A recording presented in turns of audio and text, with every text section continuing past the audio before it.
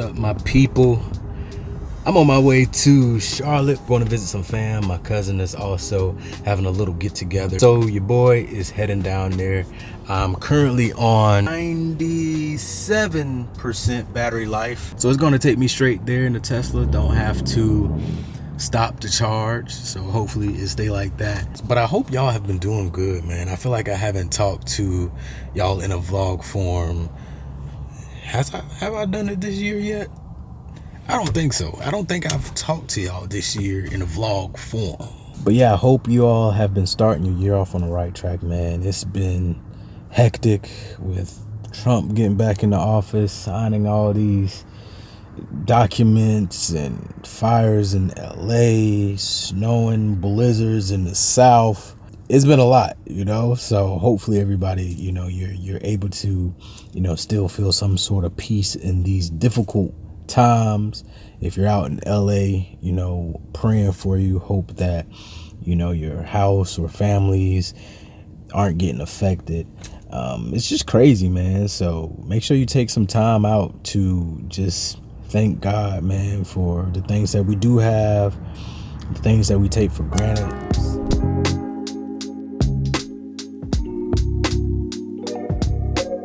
Today, I kind of want to talk about protecting your peace, right? Because in today's world, it can feel like peace is a rare commodity. But guess what, though? You have the power to cultivate it within yourself. And it took me a while to realize this myself, right? Because I always wasn't like this. I really want to kind of give you tips on how to maintain and just protect your peace in today's world. Because it's very important. It will help you feel better as well.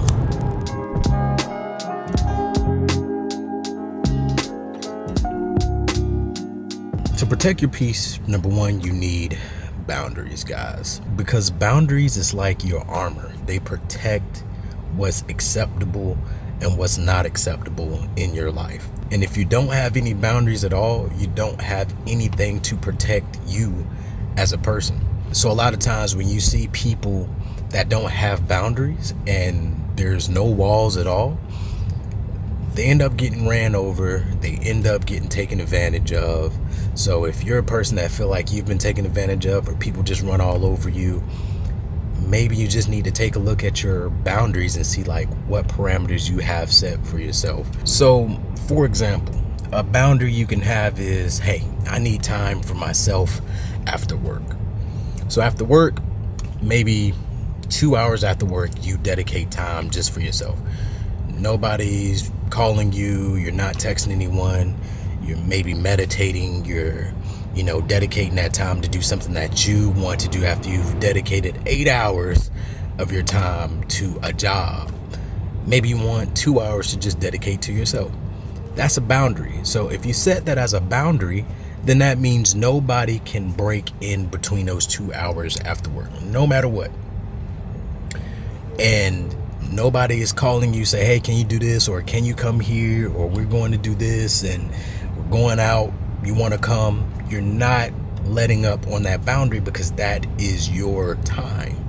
Another example of a boundary is maybe you're talking to someone and they're talking about something that's very heavy.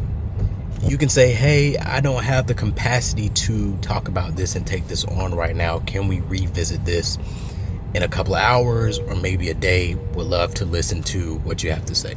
It may sound harsh, but trust me, that boundary will show to that person that they can't just dump anything on you at any time. They have to see if you have the mental capacity to take on what they're about to say. Think about have you even had those conversations with yourself or with people in your life?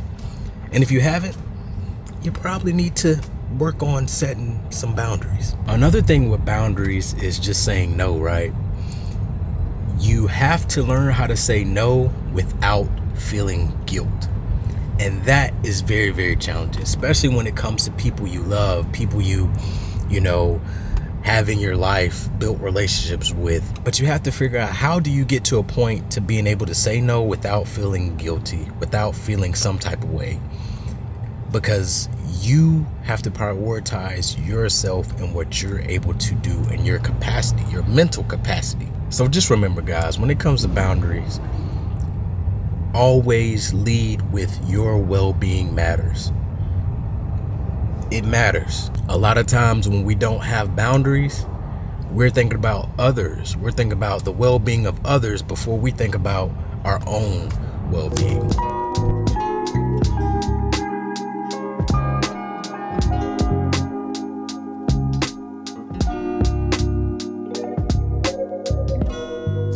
I made it to Charlotte, and as y'all can see, I am in a comfortable state right now. Took a shower, I done ate. Now I just want to chill and relax. And that leads me to my second point: for you to maintain peacefulness and find peace in your life. And that is mindfulness. So as we know, life throws curveballs. And to stay centered, you have to have some type of mindfulness routine in order to stay grounded and within yourself. It can be as simple as just taking 5 minutes to just take a deep breath throughout the day. And sometimes that just helps you feel more peaceful in itself, you know? And also when it comes to mindfulness, it's just focusing on the present. Sometimes when we focus so much on the future, it fogs things up. And when you don't focus on the present, you're thinking too far ahead of the game. You're thinking too far in advance. And a lot of those things are outside of our control. We have control over some things in this life. But ultimately, a lot of things that happen in our lives, what we're set out to do, what's written for us is already planned. And it's up for us to live in the moment, live in the present, and walk the journey, the road, the street, the pavement, the bricks that's been laid down for us. If you're trying to have so much control to the point that it's taking up your mental clarity and you're not relinquishing control, your mind is just going to be bogged down with things that ultimately you don't have control over at the end of the day. Mindfulness is very important, and it's not something that I even thought about until probably mid-20s to late 20s, like really trying to make sure that my mental state is clear and what type of mindful tactics can I do to make sure that I have mental clarity and I have the space that I need in order to show up as my best self. Before I go to my next point, I'm gonna go ahead and take my behind to sleep. I'm gonna see y'all in the morning.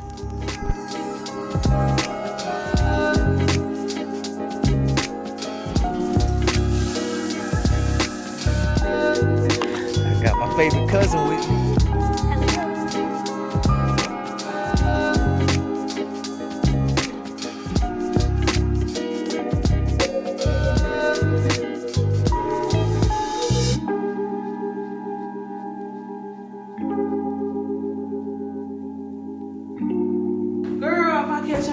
It's over. What if I get it? It's over for both of y'all. Me too? Yes.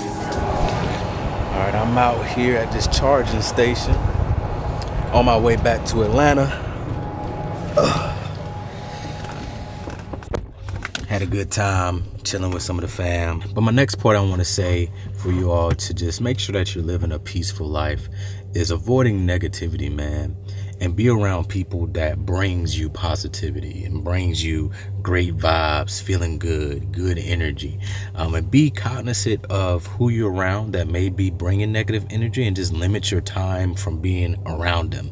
That doesn't necessarily mean that they're a bad person. They could be going through things. They could be life could be difficult, and you have to be there for them. But at the end of the day, if it's pulling a lot from you as a person, it's not to say that you shouldn't be there for them, but limit it. Don't allow them to take up so much of your headspace and your mental space. And of course, when it comes to negativity, it could be a lot of different things, right? It could be talking negative to you, being a Debbie Downer. There's a lot of terms that fall within negativity, right? And I'm pretty sure you know what I mean. As you know, negative news, toxic people, it just drains your energy. So even if that just means unfollowing accounts like the Shade Room and all these accounts that just keep being negative. You know what I'm saying? That's also adding negativity into your life. So it might be worth it to get rid of some of those or limit your time on those. And then maybe you'll feel a little bit more peace in your life as well. I think I am done charging here. I'm not going to charge the full 80% because I'm an hour and 33 from home right now. So I'm just going to take the charger out now.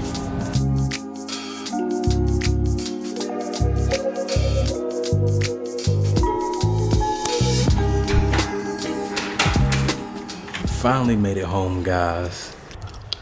The Eagles game is on. And it's a touchdown. So if the Eagles win, we going to the Super Bowl. So I can't finish this video right now. Fly, Eagles, fly. That's all I gotta say. Fly, Eagles, fly. Okay, now that I have all this excitement over. Whew. Man, I can't believe it. My next tip for creating peace in your life is just overall self-care, guys. But it's important for you to prioritize activities and things that just nourishes your soul. And that feeling will allow you this, I don't even know how to describe it, because when I'm doing things like going to the gym, running, cycling, when I'm taking care of myself, whether it's a facial routine, going to the barbershop, it's something in my soul that just feels good. And I just feel at peace when those things happen in the order that they're supposed to happen in. So if you prioritize self-care, it also creates some type of peace and tranquility in your life because of that feeling you get. Also, a part of self-care is making sure that you make time for sleep. The amount of sleep that you get can control a lot of things in your life, whether it's fatigue, getting tired. And that's why I had this Whoop band and then the Ultra Human ring, because it tracks my sleep, right? And the fact that it tracks my sleep, I'm able to know and strategically plan and make sure that I'm getting the right amount of sleep for if I'm going to the gym that morning, or if I went to the gym and I need to recover at a faster pace. Sleep will help you out tremendously. I'm going to take you guys upstairs to my office area because I have 2 more points I want to hit on. But before I leave from down here, fly, Eagles, fly. And I hope the Bills get this win.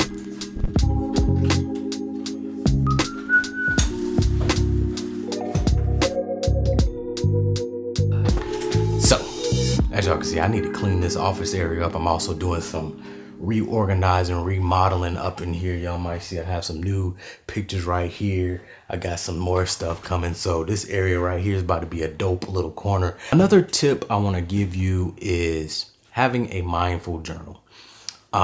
This is something that I kind of got away from doing, but I do have one somewhere. Yep, right here.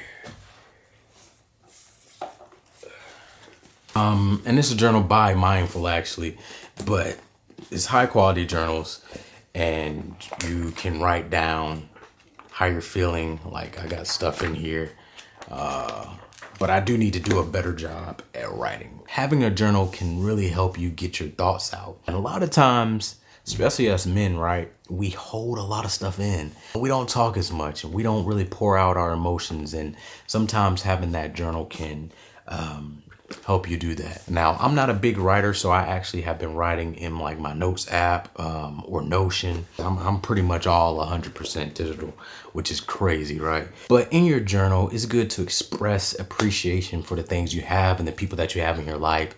It's good to just jot down on paper the things that are troubling you, what's on your mind, things you feel like you can't talk to other people about. And even just now, when I was scrolling through my journal, I noticed February of last year, I wrote something down, and now I'm reflecting on it like, yo, I said that, and it's coming up on February now.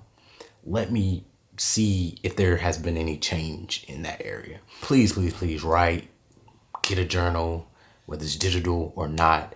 It helps out a lot, because a lot of times just our mind is just clouded with so much stuff going on. And sometimes in order to find that peace, you gotta dump. My last one for you all to end this video is carving out time for a digital detox. So I've done this before. I probably need to do one soon. I haven't done a full digital detox. I have been on a 21-day fast. And actually yesterday was the final day and I got through it. But I did a detox from social media from 8 p.m. to about 8 a.m.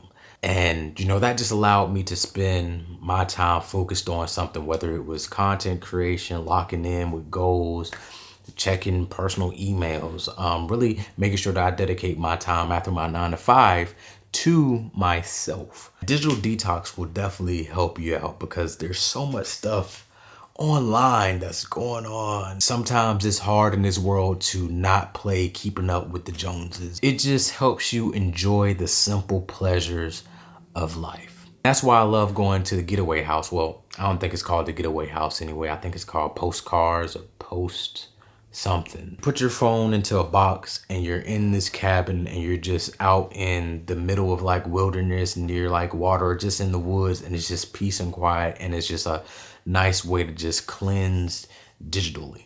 All in all, protecting your peace is an ongoing thing because you're going to battle thoughts within yourself. You're going to have to set boundaries with other people. You're going to have to be cognizant of how you're showing up for yourself. And if you don't have a sense of peace in your life, sometimes it could just feel shaky, rocky, unorthodox. And sometimes that just take a toll on your mental. So right now, I want you to celebrate your progress, celebrate everything that you've done so far, everything that you're about to become. But also, I want you to be cognizant of your peace. And do you have peace in your life? So remember, your peace is valuable. Prioritize it.